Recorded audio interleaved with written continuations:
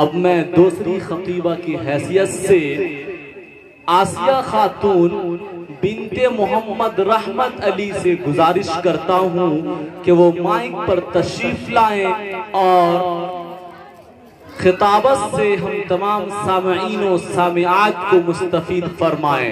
آسیہ خاتون بنت محمد رحمت علی۔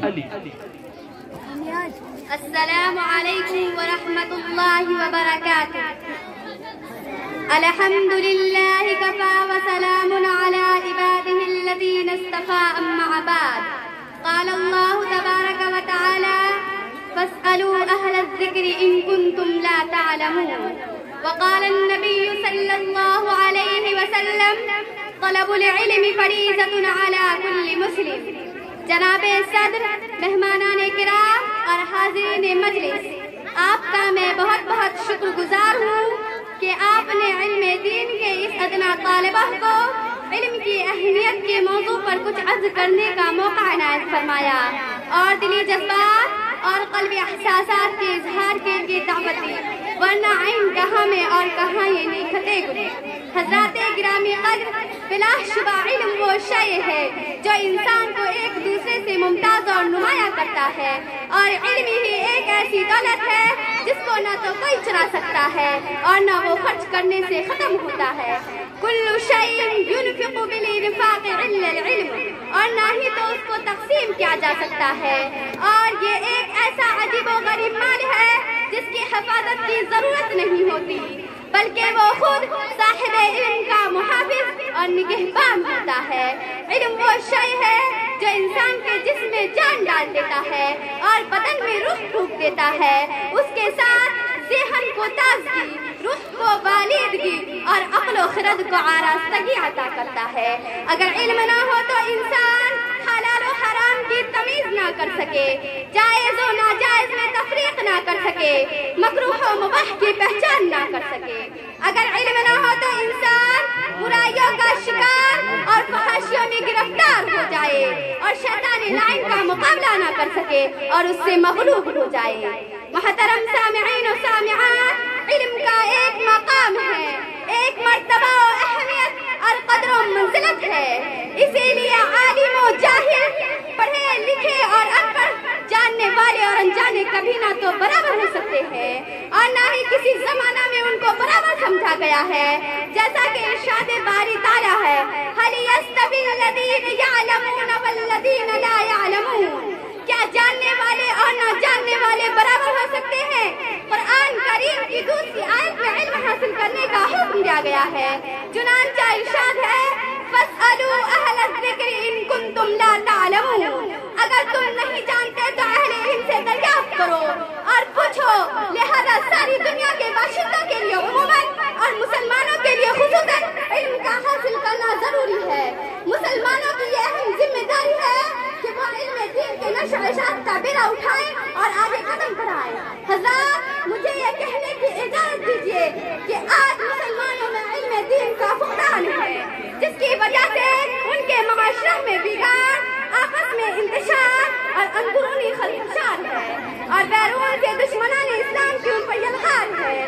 آج کا مسلمان جتنا کالجوں کا دل دادا، اسکولوں کا شہدائی اور عظیم یونیورسٹیوں کا خوگر ہے، اتنا ہی علماء سے بیزار اور مدارس اسلامیہ سے متنفر ہے۔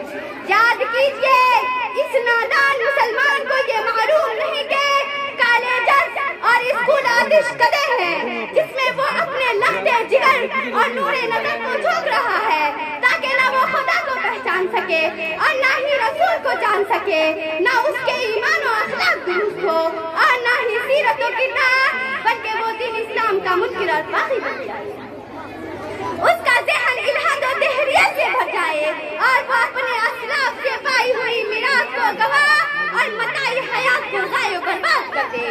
کان کھول کر سن لیجئے، میں اسکولوں کالج کی تعلیم کی مخالف ہرگز نہیں ہوں، بشرطہ کہ وہ اللہ کے نام سے شروع کی جائے، کیونکہ قرآن کی پہلی ہی وحی میں کہہ دیا گیا ہے اقرا پڑھو، ٹیکنالوجی پڑھو، بایولوجی پڑھو، سائیکالوجی پڑھو، انگریزی پڑھو، ہندی پڑھو، اردو پڑھو، فارسی پڑھو، غزیہ کے کچھ بھی پڑھو، کوئی پابندی نہیں، لیکن بسم ربک الذی الذی خلق سے آغاز کروں۔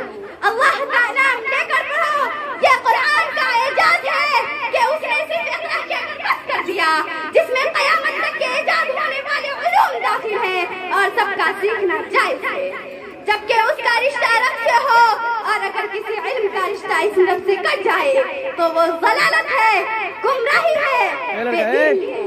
حضرین کرام، میں وقت کی تنگی کے باعث تمام باتیں عرض کرنے سے قاصر ہوں، کیونکہ یہ ایسا موضوع ہے جس کے گوشے بے شمار ہیں۔